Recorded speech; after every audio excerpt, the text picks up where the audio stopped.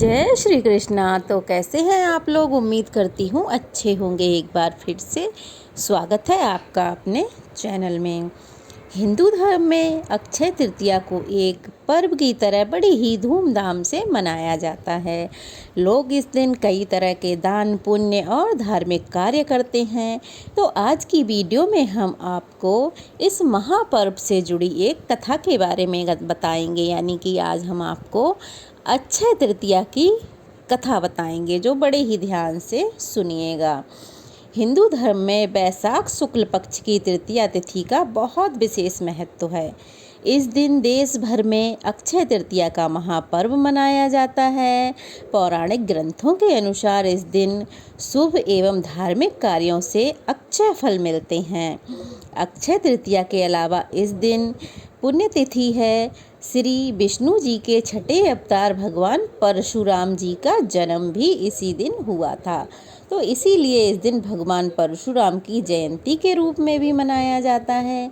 अक्षय तृतीया के शुभ दिन को लेकर यह भी मान्यता है कि इसी दिन गंगा नदी स्वर्ग से धरती पर आई थी। साथ ही अक्षय तृतीया को अन्न एवं रसोई की देवी अन्नपूर्णा माँ का जन्म भी हुआ था। हिंदू धर्म में इस दिन के कई महत्व हैं, जो जिनसे जुड़ी कई कथाएं हैं।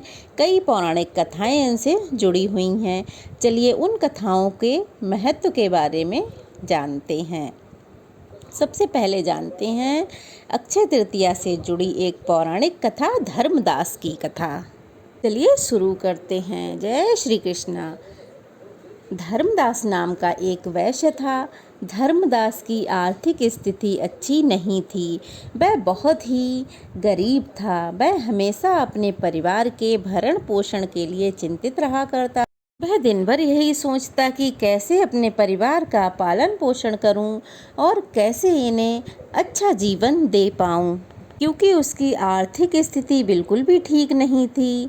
परंतु वह स्वभाव से बहुत ही धार्मिक और दानी था। एक बार धर्मदास ने किसी कथा के दौरान अक्षय तृतीया के दिन किए जाने वाले दान का महत्व सुना। कथा का महात्म्य सुनने के बाद वह हर साल अक्षय तृतीया को सुबह उठ के गंगा स्नान को जाता और गंगा स्नान करके सभी देवी देवताओं की विधि पूर्वक पूजा करता। अपने सामर्थ्य के अनुसार जल से भरे घड़े, जौ, अनाज, गुड़, घी जैसी वस्तुओं का भगवान को अर्पित करके फिर ब्राह्मणों को उनको दान में देता। यह सब देखकर धर्मदास की पत्नियां उसे रोकने की बहुत कोशिश करती, क्योंकि उन्हें लगता कि अगर इतना सब ये दान में दे देंगे तो परिवार कैसे चलेगा, हम लोग क्या खाएंगे, हमारा जीवन यापन कैसे होगा, यह तो दान करके सब कुछ व्यर्थ ही कर रहे हैं, ये हमारे किस काम में आएगा। वह सब ऐसा सोचकर उसको रोकती।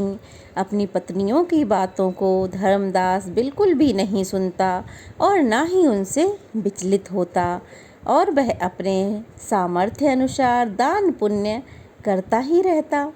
वृद्धावस्था में अनेक रोगों से ग्रस्त होने के बावजूद भी धर्मदास अक्षय तृतीया के दिन व्रत एवं दान पुण्य किया करता था। और ऐसे ही दान पुण्य करते करते उसका जीवन समाप्त हो गया। और एक कथा के अनुसार यह मान्यता है कि वही धर्मदास अक्षय तृतीया के दान पुण्य धर्म के कारण अगले जन्म में कुशावती राजा हुआ था। धर्मदास अपने अगले जन्म में भी दान पुण्य करने वाला धार्मिक स्वभाव का राजा था।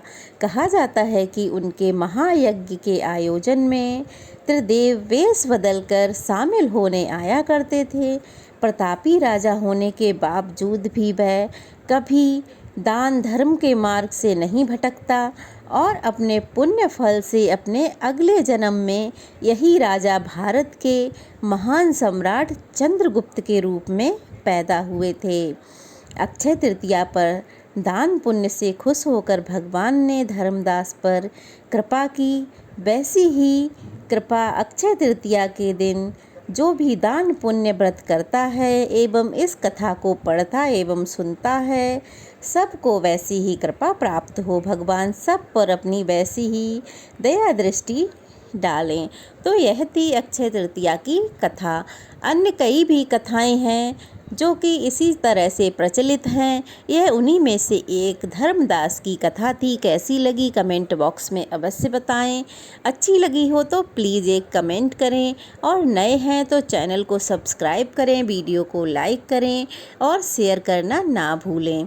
तो चलिए फिर मिलते हैं, तब तक के लिए जय श्री कृष्णा।